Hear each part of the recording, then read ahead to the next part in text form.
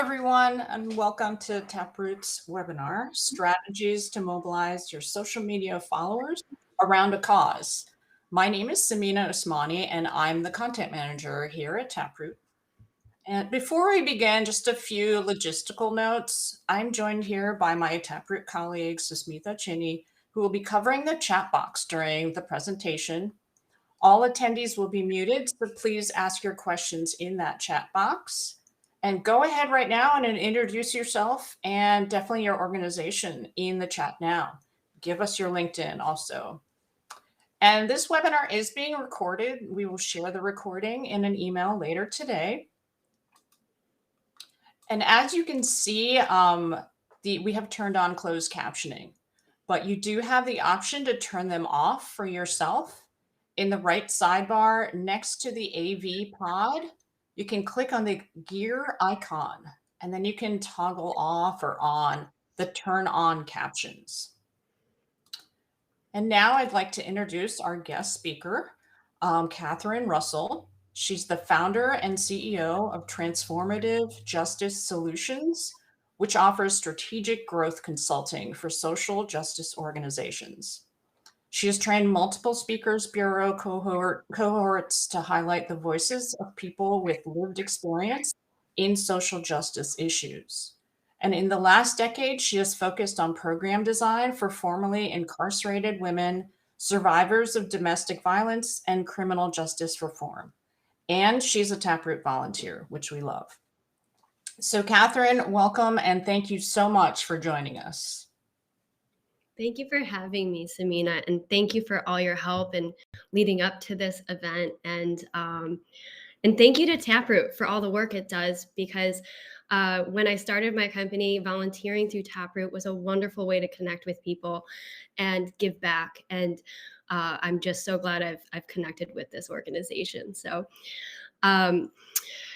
As Samina said, my name's Katherine. I use she, her pronouns. My company, Transformative Justice Solutions, offers strategic consulting around social justice programming.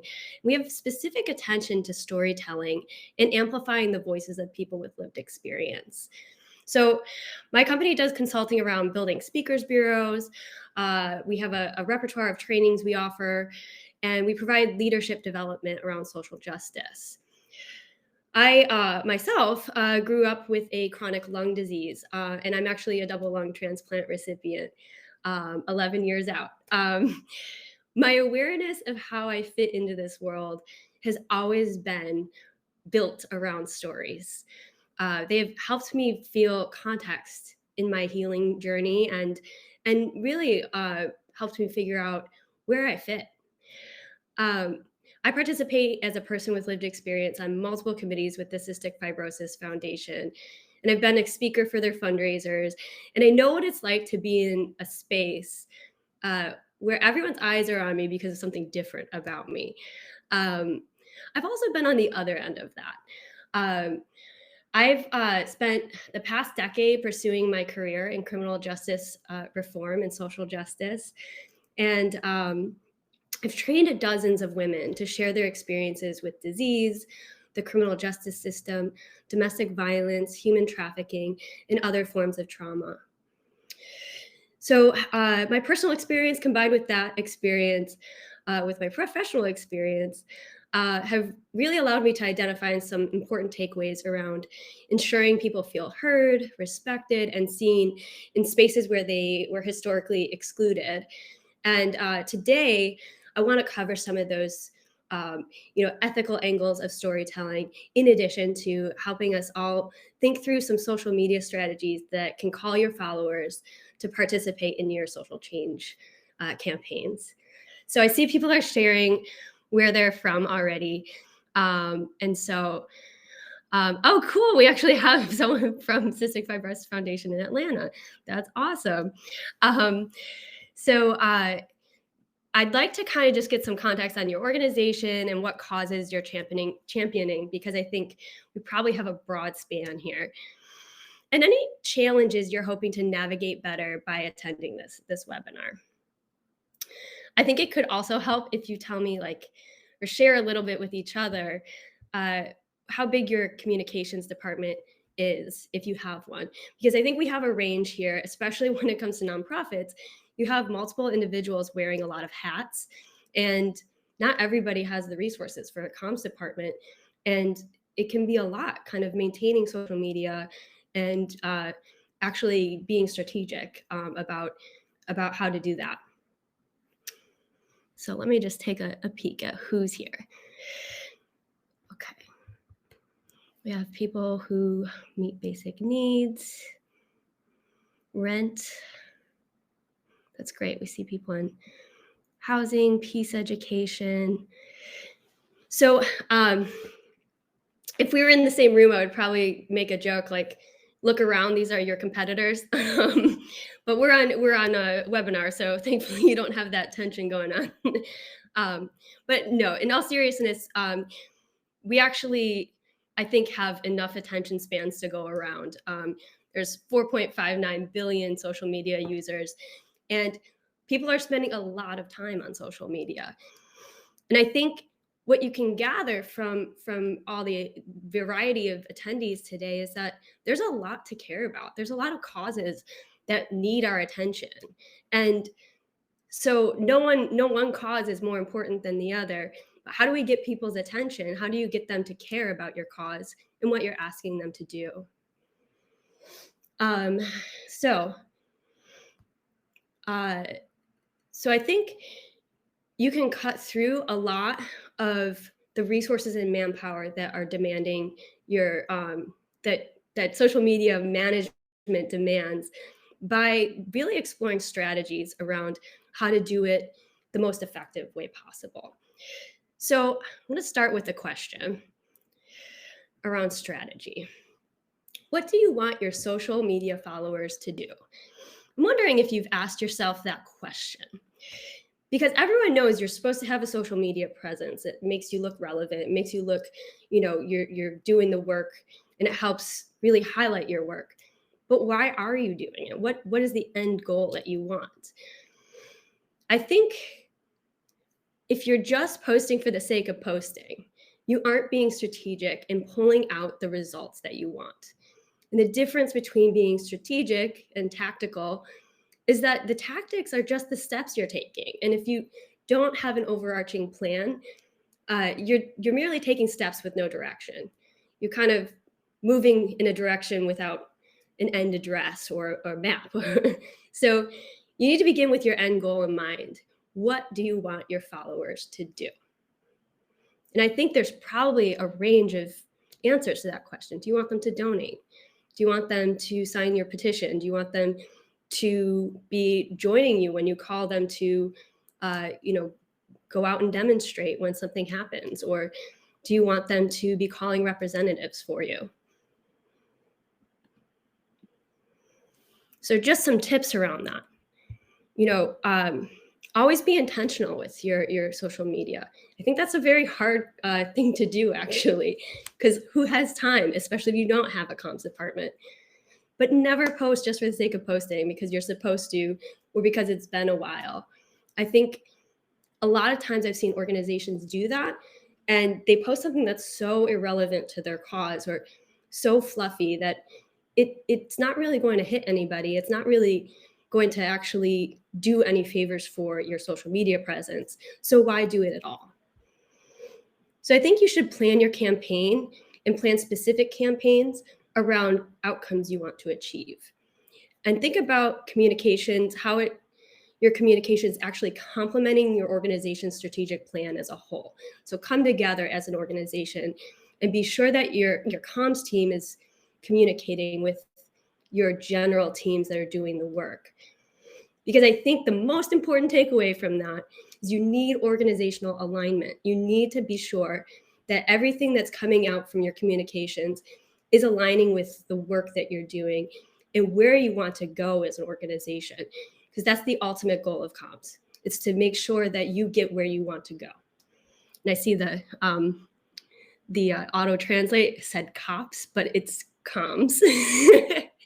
I know that sometimes the closed captions are not always accurate. Okay, so one way to do that is to think about your theories of change. And I don't know if a lot of organizations have one, an overarching theory of change that they have for their programs, but it is something to think about in relation to your communication strategy. So this is probably the most on the nose one that you can use. And these are great resources from orsimpact.com. And you can actually click on the link when we send this PowerPoint out to explore more. And really, these are frameworks because your theory of change should be a little bit more specific to what your end goals are for your organization. So the messaging and frameworks theory of change is really around the messages that you're disseminating to large audiences. And so if your goal is that you want people to think differently about your cause, then that's step one. Where do you want that to go? What do you want that to lead to? The shift in social norms can lead to maybe more supporters joining your cause. More supporters could mean stronger policy support. Stronger policy support could mean you have a larger social impact. So are you thinking about how one message can lead to this, to this, to this, to this? And that's really what I mean by crafting out your strategy. Just build it out and think broadly about where do you want your messaging to go? And so I think your tactics under that will be about what kind of messaging are you giving? What kind of stories are you telling? And when you do create a call to action, what is that going to be about? Here's another, the group formation theory of change. It's really around creating a group around core attitudes, values, or experiences.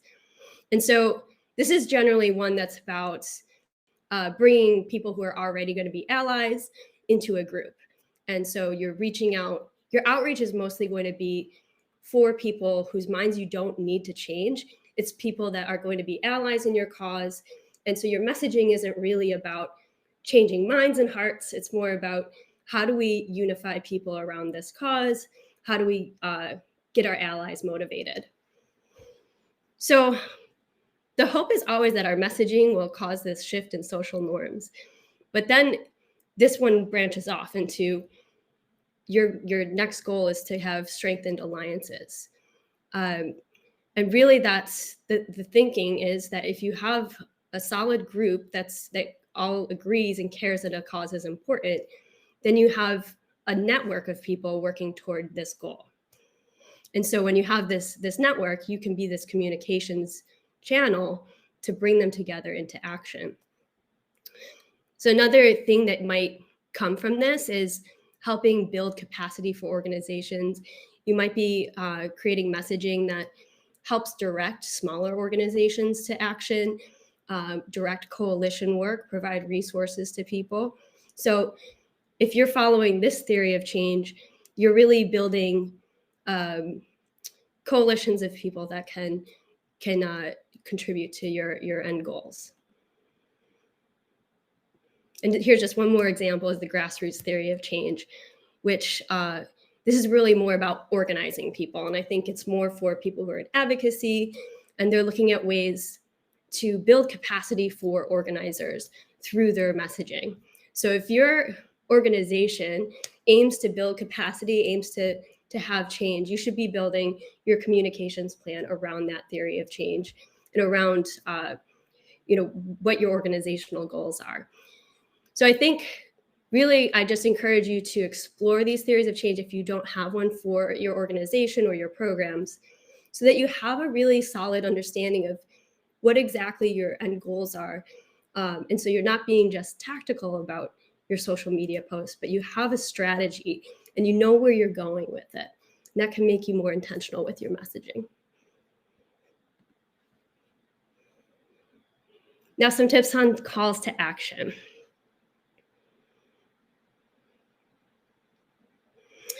So here's my advice on a strong call to action. One, it should be timed. It should specify urgency. It should create some time commitment. It should be time bound. When you have a call to action, give people a deadline. Otherwise, they're like, oh, I can save that for tomorrow. So always have a strong timeline for when you want this call to action to happen. So we're trying to raise $1 million by June 15th. Okay, but your call to action also needs to be reasonable. It should break the action into something easily doable for your audience. We're trying to raise $1 million by June 15th. If every one of our supporters or followers on social media gave $5, we would be halfway to our goal. There, you break it down, $5. Oh, I could do $5. Wikipedia does that very well too. I don't know if you go on there and they're like, hey, you're reading this article for free. And if everyone who read an article for free just gave $1.50, we would reach our campaign goal in a day, which is really a great messaging because it's very doable. And when you read that, you're like, oh yeah, I could do $1. Okay, it should also be instructive, very clear on how you take that action, especially if it's around advocacy. Sign this letter, join us at this time to demonstrate here. Click this link to donate. Should be very clear about what you need them to do. And it should also be meaningful to connect the action that they will take to the impact it will have. We're trying to raise $1 million by June 15th. If every one of our followers gave $5, we would be halfway to our goal to ensure every child in our county has access to healthy school meals every day of the school year. So you've connected it to, it's not only $5, and then look what you can do with $5. And breaking it down that simply is very important in a call to action.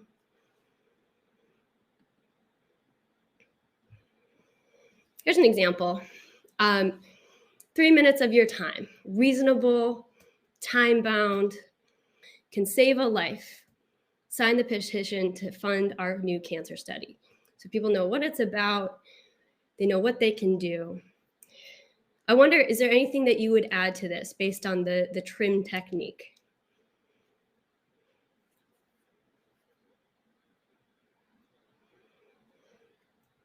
I think maybe we'd add a directive. Yes, deadline, very nice. Yes. Yeah, having more directive, having a deadline, it's not necessarily time bound, just as 3 minutes of your time, that's the reasonable call. So we definitely need a little bit more detail here. What might you add to this one? Maybe improving the wording on this. We need volunteers for our food pantry, visit this. Now, some people do prefer like a concise, like short, and then, you click on the link to learn more. I think you run the risk of not grabbing people's interest if you don't have enough detail on impact, because what you're doing in every detail of this ad is telling a story. It's showing a volunteer. She's smiling. She's handing something out. Already someone's going to be making up a story in their minds about what this means. And so add to the story. Make sure that they are compelled by the story. Yeah, volunteer today, because it needs to be time bound. Yes, how many volunteers? You could create some urgency around it. Like we haven't had volunteers. We need volunteers because we don't, people won't get their food if we don't have volunteers. Here's a altered version of it. 1,200 of your neighbors in need get groceries from us each month. Lend them your hands. So you have the kind of the meaning of the post, what meaning will come of this action. We have a call to action, lend them your hands, and more details around seeking volunteers. This is the reasonable call right there. So people know what they're getting when they look at it. And I think this means they'll be more apt to click on your link because they've already made certain decisions as they've read through this. Oh, I want to make this kind of impact. Oh, I have time from 12 to 3 on Mondays and Thursdays. They're more likely to look at your link to learn more.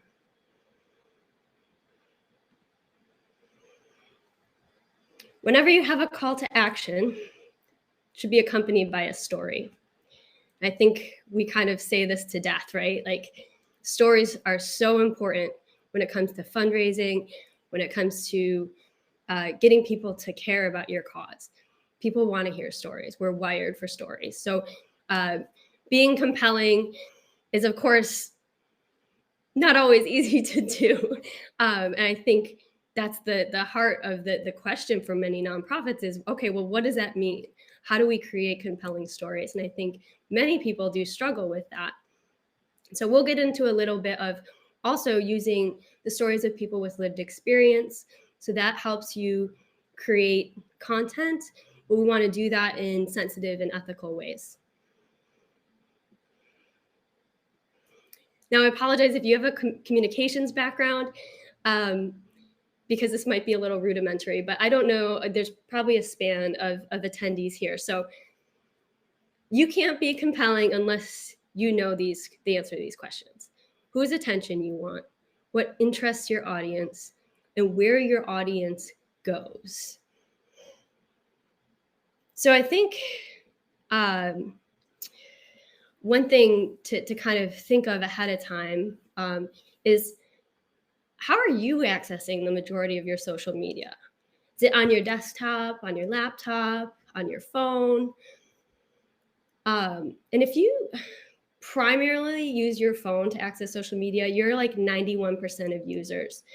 And which is kind of interesting to think about, because how someone is accessing information should determine how you design that information. Accessing, as you know, a website on your phone is way different from on your desktop. Accessing complicated spreadsheets or reports, very different experience on the phone versus the laptop or desktop. So social media is also not the only driver of digital information. About 50% of business-to-business inquiries are placed on mobile devices as well. Social media takes about 25% of all digital media consumption. So we're looking at like the majority of how people are using their phone is for social media, and or a large proportion of how people are using their phone. US adults spend 5.5 hours daily on their phones. And the number is even higher for kids. So depending on who your audience is. And website traffic is usually about 60% comes from mobile phones. So people have their phones on them. So what point I'm getting at here is that thinking about how people are accessing your content should drive the type of content you're creating. And so I think looking at your own habits can help reflect like the habits of additional users. So, think about how much you browse your phone before you fall asleep. What about the moment you wake up? What about during your commute? So that also can inform your timing. You notice most people on their commute, if they're taking public transportation, are looking at their phones. Most people are waking up and immediately looking at their phones. So knowing that helps you possibly time your posts well, time your calls to action well. When is someone most likely to take action? Maybe it isn't first thing in the morning. Maybe they are opening to browse their phone and get some news and just wake up. And maybe they're most likely to take action, before bed or during dinner time. These are trends that you want to like keep an eye on. Social media is a ever evolving machine. So always using that data to kind of figure out where's your audience going and what is making them click on your content. What content has the most generated interest.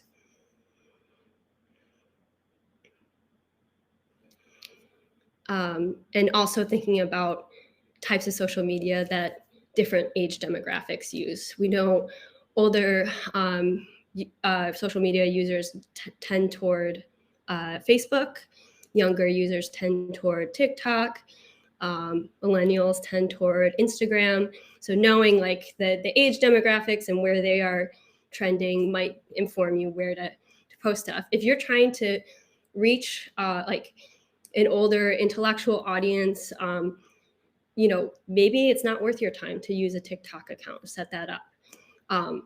It might not anyway, because it's probably going to get banned. But again, like I said, social media is an evolving machine. It's always going to be changing. So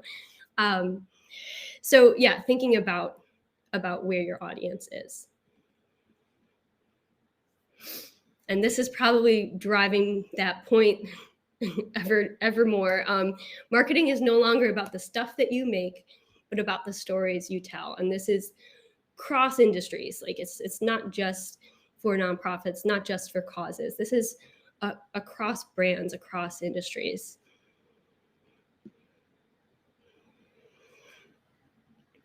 We know that what makes a story compelling is it has to have conflict. You have to be telling a story about the challenge or the problem that you're seeing. It has to have context. So you're making sure that the audience understands where and when something is happening and to who. You might be giving the why of what led up to it. So giving that background information, giving some context. And then a compelling story also has to have momentum. It needs to end on a note of where are we going from here? And if you hold the solution, you should be alluding to that at the end. This story has momentum because we are going somewhere with it. We know what to do, and you can be a part of it. So always when you're crafting your story, be sure there's conflict. It's not a story if there's no conflict. There's context and only the relevant details that the audience needs. And there's momentum. There's something happening next.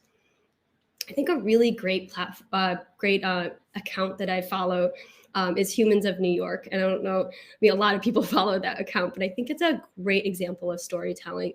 It's really a great way to show these short, well-written, concise stories that, within a matter of a paragraph can have you crying, can have you laughing. And just that one image can pull at your heartstrings, can pull your soul. And so I think making sure that you're exploring these other successful storytelling platforms to pick up on their techniques and see how they're doing it. And that's an account that I definitely recommend.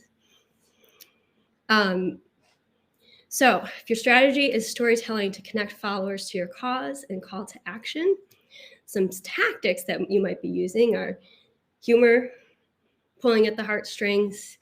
I know, that is definitely a fine line to cross when you are doing it ethically, because I think it's important not to use people as props.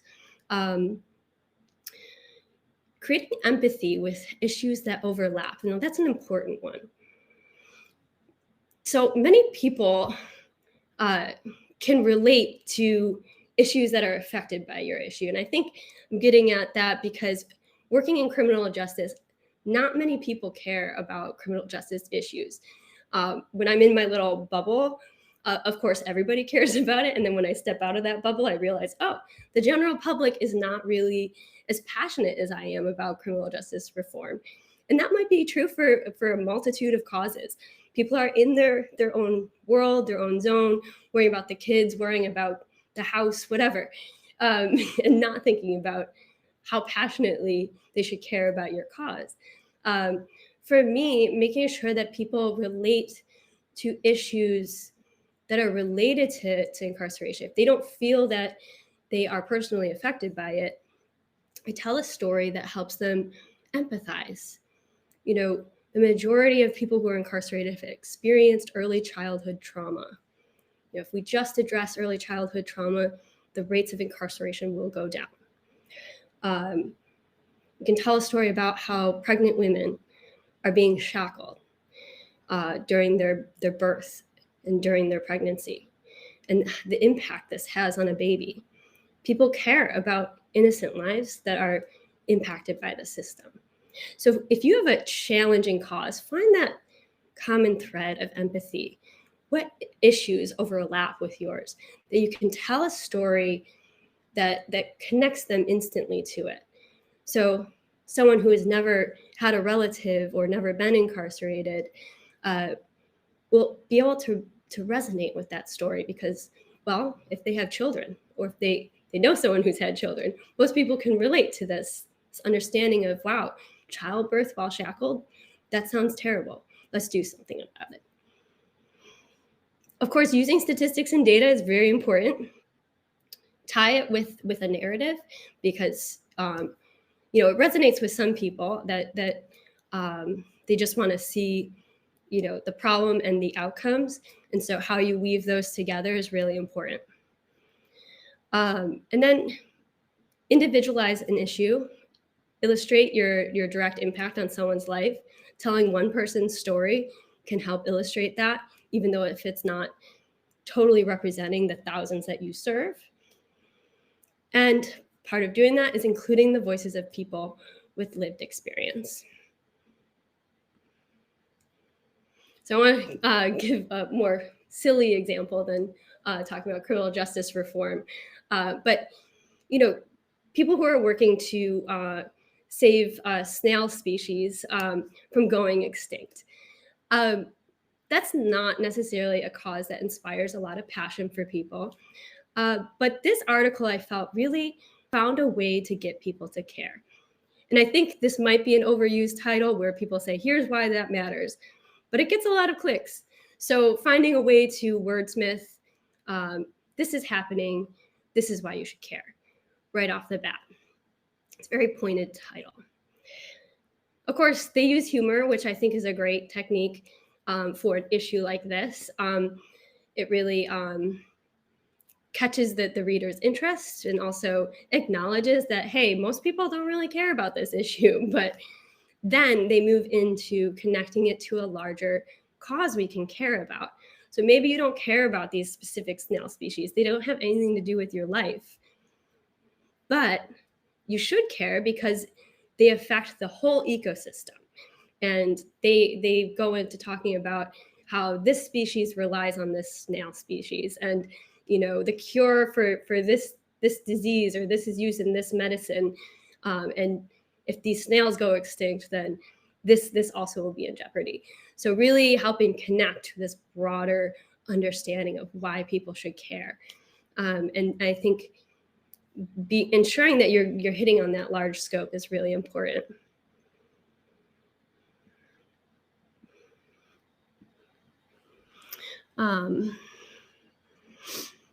That's great. So I'm looking at some questions in here.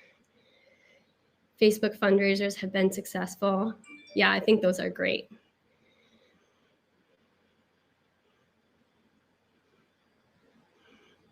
And then let's see. With so much content being sent to us on a daily basis, how do we make our story stand out? Should the story be kept short with a link to read more, perhaps? Short is better. Short is always better because people are consuming so much content, and 500 words is too long. It's too long for the average reader. And so I would keep it, 150 words, and really try to trim it to the most interesting details, to the most important details, and just follow that story structure of you're opening quickly with what is the conflict, giving the context, and then what's next, and just try to follow that compelling story arc. And I think if you have someone creative on your team, creating compelling titles is really important too. There's all sorts of tricks that are kind of hard to pin down.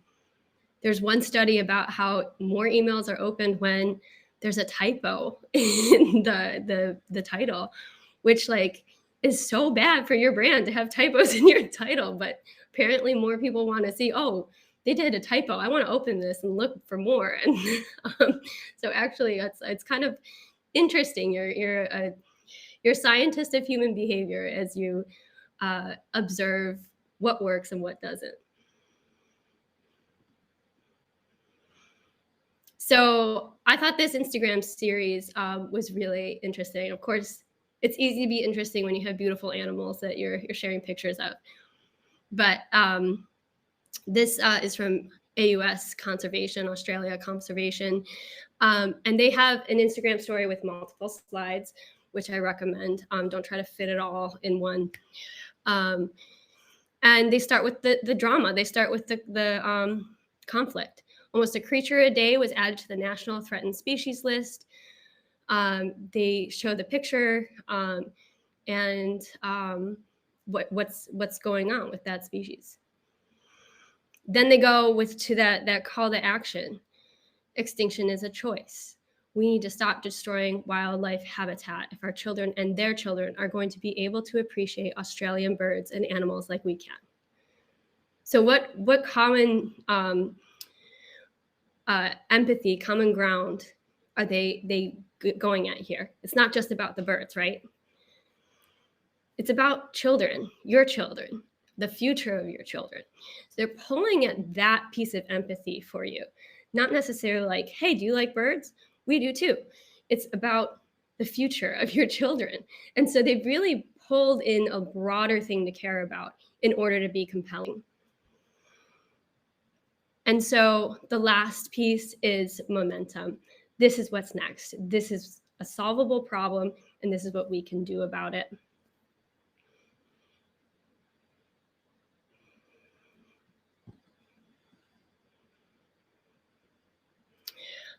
Here's some more examples of creating empathy in hard to reach places. This was a really interesting one. It was humanizing plants. And they did this, highlighting this study of plants make noises. They have, they've been studied and found that they make noises in certain environments, they're reacting to certain things. And so like when a tomato plant is thirsty, it has a different frequency of noise that it makes, and actually you can't see it because it's a video, but they show here like the, you see in the middle of their screen, the sound it makes. And so you can actually listen to the sounds they make. When a grapevine is being cut, it makes a different frequency of noise. So this was an interesting way to connect human emotion to something that is inanimate in a way. But let's talk about people. And so we've touched on, I think there was a question about call to action. So the call to action is really around the environment minister on what they can do. You're right that they could have a prompt that says you can encourage the minister to do this. And so that would be a make this a stronger next step. And I think that was a great point. There's nothing that they're really connecting to the reader necessarily. It's possible that their goal is just to get the attention and have tagged the environmental minister, and it's more of an education campaign around an election. So I think it might depend on what exactly they want their followers to do. So when we're telling people stories, and the term now is people with lived experience. And I like to define that because the definition comes from your cause, people with lived experience with your cause. And I think it's important to define that so that we're not using it as a blanket term for people who have experienced poverty or people who have experienced houselessness, that we're using it very intentionally and not using it in a way that ends up othering people. So people with lived experience are people who have gained knowledge through direct firsthand involvement in everyday events, rather than through assumptions and constructs from other people, research, or media. And so you don't want to be that piece of media that's contributing to these assumptions and constructs. So highlighting people's stories in order to further your cause or raise money can be exploitative if it's not done intentionally.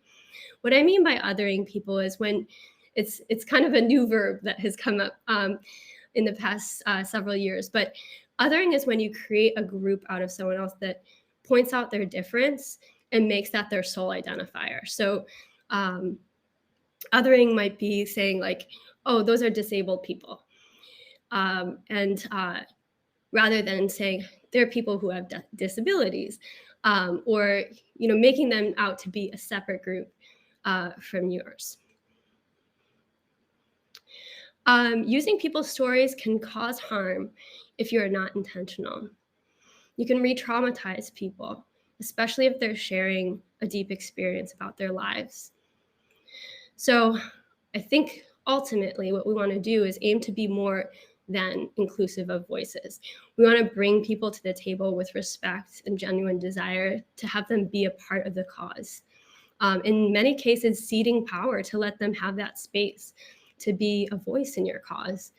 I think old practice would be, we want to highlight your story. Aren't you lucky? The new practice is, we want you to be a part of this with us. We want you to be a standing voice next to us. And so being intentional that that's your angle, because our previous approach was more exploitative. So I think it's important to be intentional about how you ask people to be a part of it. And how do you do that?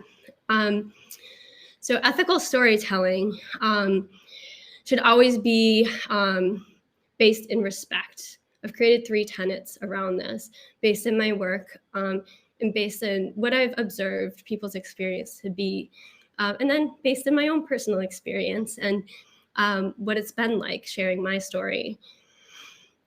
Actually, I've designed a whole training around this for staff to make sure that they've developed the skills and best practices for working with people with lived experience and bringing them into the fold. So always ensure your questions are tailored with empathy, and use person-first language. Like I said before, instead of saying a disabled person, you say a person with disability. I'm also preferring, person who has experienced houselessness, and instead of people who are homeless. I know that's very difficult to navigate because it's constantly changing in our field. There's definitely guides out there on that are being continuously updated, and I'm happy to link those if people would find that useful. It is an ever-changing landscape, and I think it can be frustrating for people who are championing the cause because you have to always stay on the up. But it's a worthy effort because our language does make a difference, and it can impact the way someone is seen and felt in a space. We always want to make sure that we're paying people to share their stories.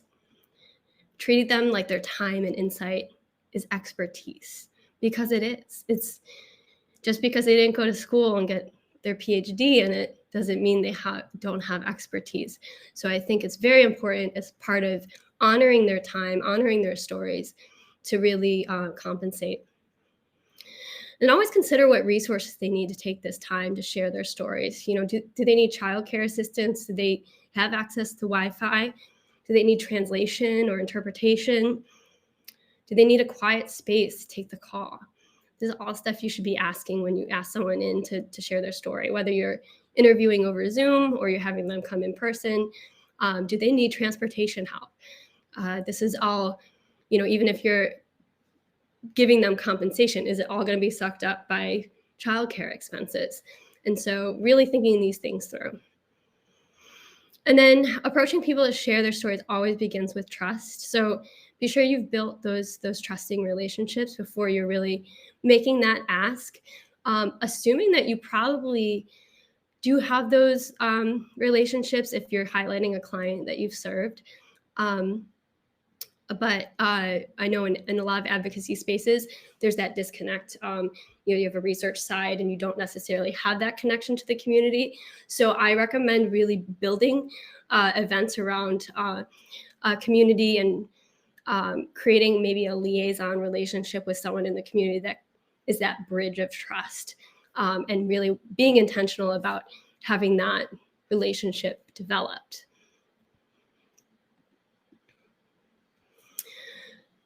Key number 2, transparency.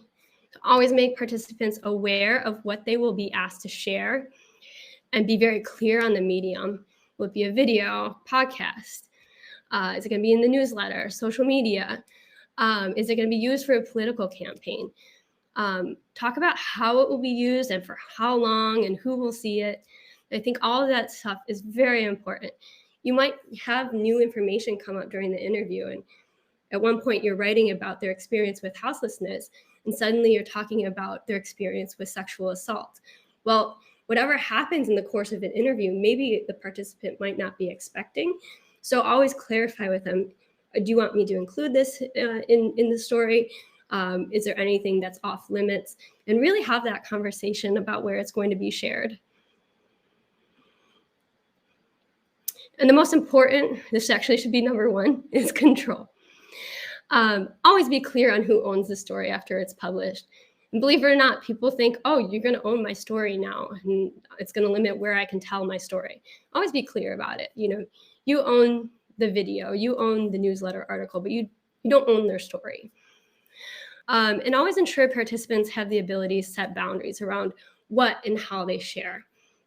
So it's really important to be upfront and say, you can say no. There's no consequences to saying no during this interview or no in response to giving the interview, especially if you're in the service industry. You want to be clear that participating and sharing their story is not going to result in, some consequences to their service, backlash, or frustration from you. And then always allow an out during the conversation if the participant needs it. It's important, we kind of covered this already, but to ask how they want to be defined in your language. So you might not assume that they want to be part of person first language. Ask what they use. Always ask for their pronouns. Be conscientious around how they want to be spoken about. I think it's also important around the client's safety to be very clear about how much details they want changed, especially if they're a domestic violence survivor or, excuse me, if they're a domestic violence survivor or they're having custody issues. Any of that can be used against them. And surprisingly, and if you look at the Violence Against Women Act, programs that are providing services to women who've experienced domestic violence, protecting their information is so critical for their safety. Even giving their number of children and their ages is too much information to provide publicly. So be sure you've had the conversation with them about their safety, and make sure that if there's any details they want changed, that they've informed you.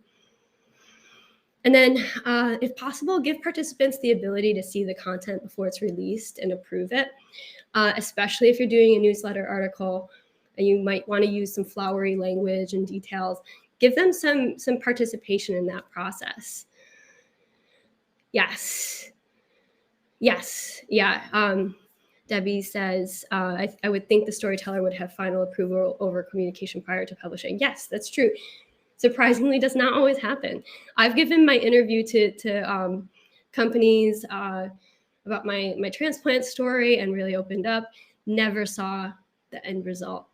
And, it's like they took the story and then disappeared. And that can be, really damaging for some people that are opening up for the first time or reliving a trauma when they give their story.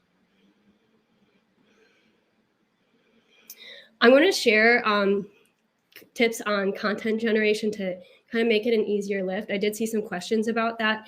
I'll be sharing it through Samina, who will give a follow-up to this. But using free resources like Canva, making sure that you have photos that have a free copyright license. Pexels is my go-to. I'll share that in the document. And just using as much free resources that make it easy to craft quickly. And Canva really is amazing for that. If you're just trying to create a compelling visual post, it's a great tool to use.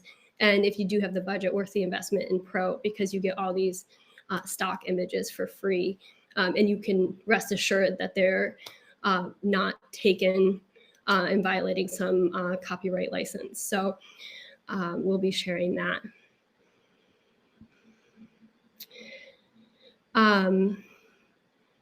So I am opening for questions.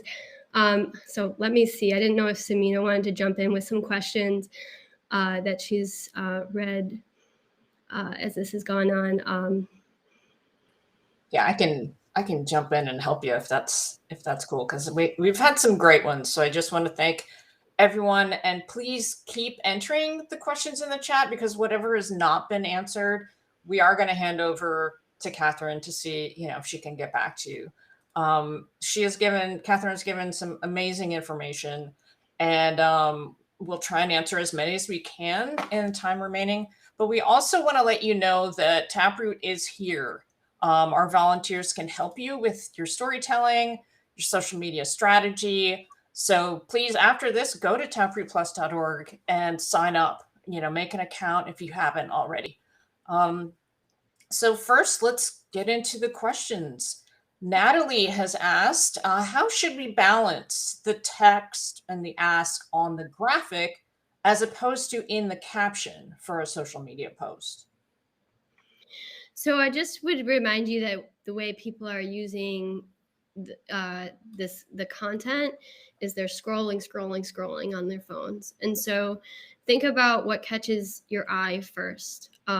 It's not the caption; it's the image. You don't want the image to be overwhelming with details, so I think you might split up, the link, click the link, or you don't want it too bogged down with details, but I think I always start with self-observation. What just made me stop and look at this post? What was it about this post that made me stop? People are more likely to stop for a video. People are, just having that movement. It doesn't even have to be a special video. The more compelling you can make the image, for instance, for an Instagram or LinkedIn post, and having images of people can actually make it more compelling as well. People will immediately want to understand the story of the photo that they're seeing. Okay, we have another question by, I'm sorry, I might totally butcher your name, Lashunta. What are some best practices if you do not have a full comms team? I think that's probably most folks on this call.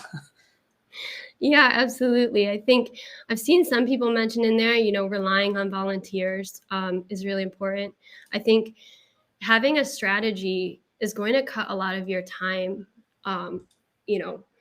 by a great percentage, because you're posting with direction and you're able to plan out a full campaign based on what results you want, rather than, oh, today we got to post. And kind of flying by the seat of your pants, kind of posting. So that's my first best practice, is plan ahead. Just sit down for a day and create this strategy. Use tools like Canva. Use volunteers who can maybe help with photo creation when you have a big event or a giveaway day. Making sure that you have a photographer there to help take photos, always with the consciousness of clients who are receiving service should not have their photo taken. If you want to do an interview with a client who's open to having their photos taken, that's a great way to substitute that in, of course, with some compensation.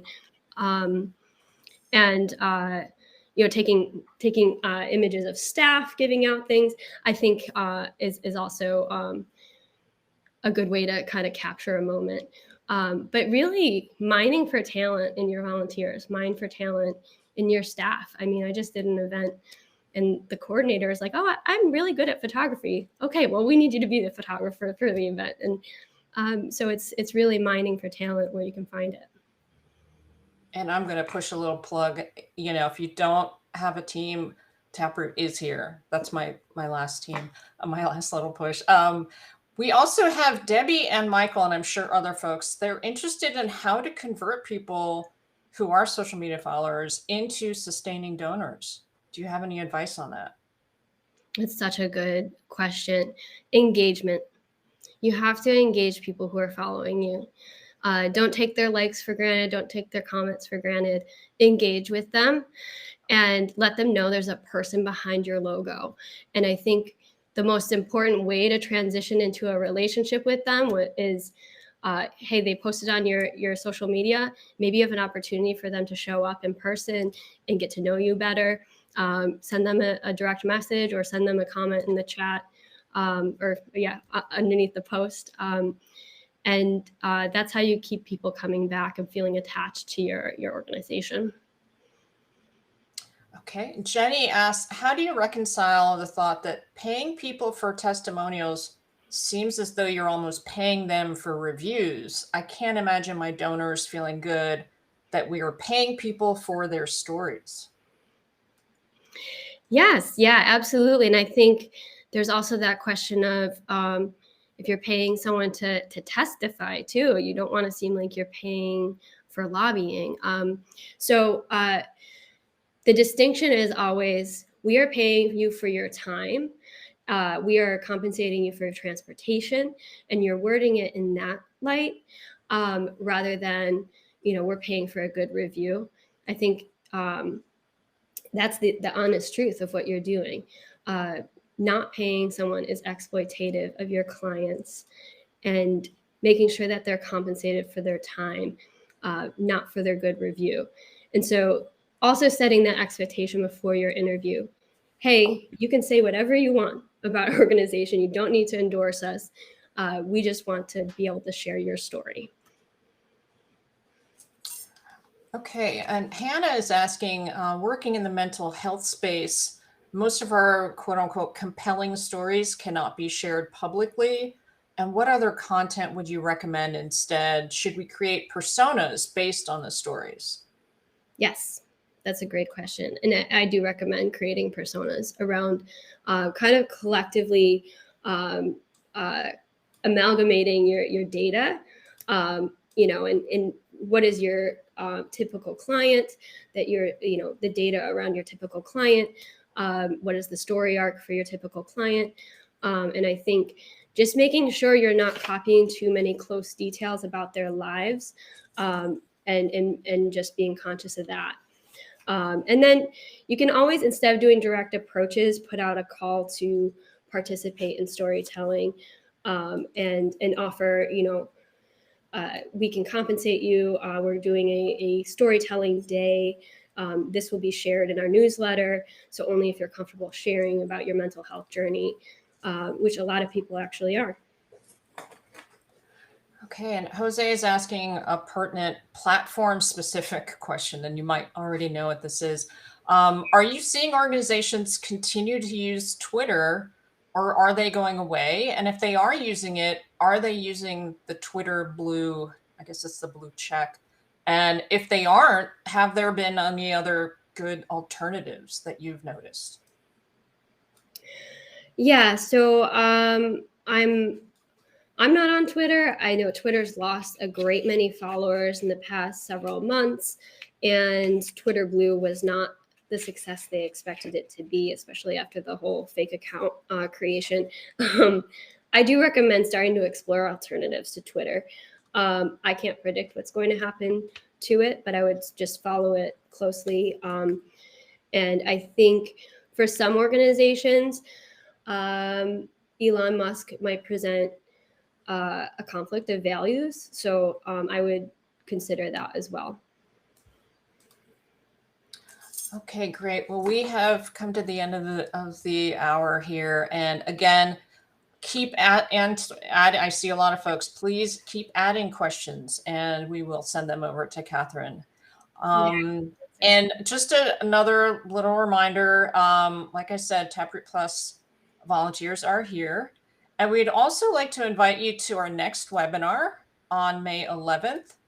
It is Grants 102, Persuasive Storytelling for Grant Writers.